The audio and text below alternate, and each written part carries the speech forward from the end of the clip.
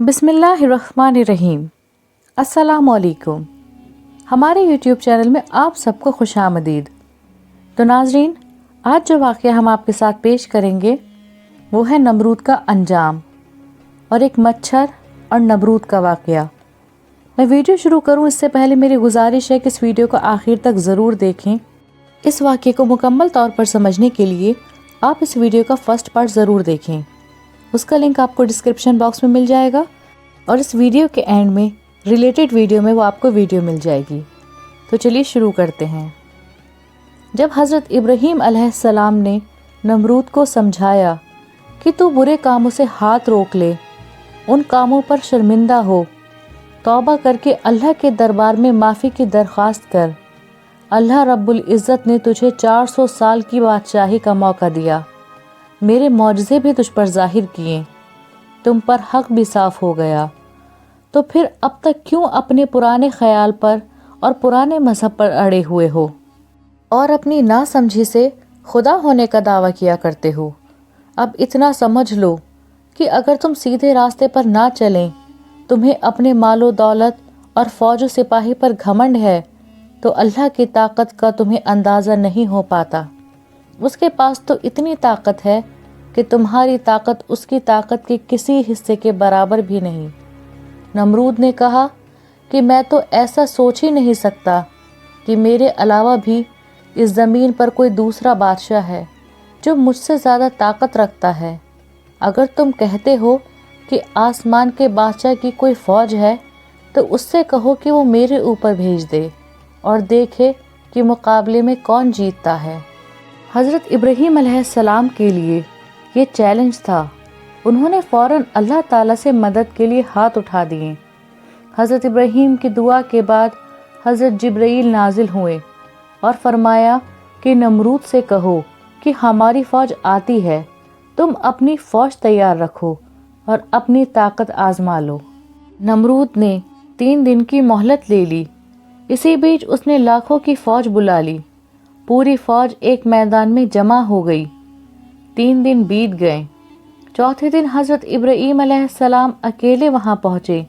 वो लोग अकेला उन्हें देखकर पूछने लगी कि कहाँ है वो आसमानी फ़ौज इब्राहीम? फरमाया, बस अभी तुम्हारे सामने आती है। इतना ही कहा था कि यकायक मच्छरों का इतना बड़ा रैला आया कि सूरज की रोशनी छुप गई। काला बादल सा बिल्कुल छा गया। नमरूद की तो जैसे अक्ल जाती रही। पूरी फ़ौज में एक खौफ सा पैदा हो गया। चेहरों पर घबराहट दौड़ गई। नमरूद बोला, सायरन बजा दो, शायद कि उसकी तेज़ आवाज़ से ये आसमानी फ़ौज हवा हो जाए। लेकिन सायरन की आवाज़ इस फ़ौज पर हावी कैसे हो सकती थी? जब नमरूद और उसकी फ़ौज ने मच्छरों की आवाज़ अपने कानों से सुन ली, तो उनके तो जैसे होश जाते रहें। पूरी घबराहट फैल गई। वो अब दुश्मन फ़ौज से घिर चुके थे। भागकर भी जाते तो कहाँ जा सकते थे। एक एक पर लाखों मच्छर लिपट गए।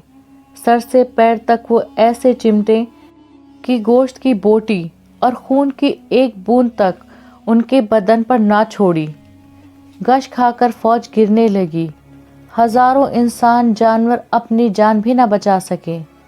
नमरूद अपनी महल की तरफ भागा और औरतों में छुपकर बैठने की कोशिश की कि कहीं बीच एक लंगड़ा मच्छर आया, वो उसकी नाक में घुस गया। महल की बेगमों ने भी अपनी आंखों से देखा कि मच्छर नाक में घुसा है। मच्छर नाक की राह से सीधे दिमाग की तरफ दौड़ा और उसने नमरूद के दिमाग में अपना डंक घुसा दिया। नमरूद का तो जैसे सुख, चैन, सोना और खुश रहना सब खत्म हो गया। उसे बेचैनी पैदा हो गई। सर फटने सा लगता था। सर दबाओ, कूटो तो कुछ सुकून हो जाता था। उसके बाद फिर वैसे का वैसा ही। अब तो शक्ल ये हो गई कि सर दबाने वाले हर वक्त इकट्ठा रहने लगे। इसके अलावा जो भी आता था, कदमों पर गिरने की बजाय सर पर धौल लगाने की उसकी ड्यूटी लग जाती। 40 दिन तक नमरूद इसी तरह अल्लाह के गज़ब का शिकार बना रहा, यहाँ तक कि वो इसी तरह तड़प तड़प कर मर गया। उम्मीद है आपको वीडियो पसंद आई होगी। ویڈیو پسند آئے تو اسے لائک شیئر ضرور کیجیے گا، اور اگر آپ ہمارے چینل پر نئے ہیں تو ہمارے چینل کو سبسکرائب کیجیے گا۔ ملتے ہیں نیکسٹ ویڈیو میں، تب تک کے لیے اللہ حافظ۔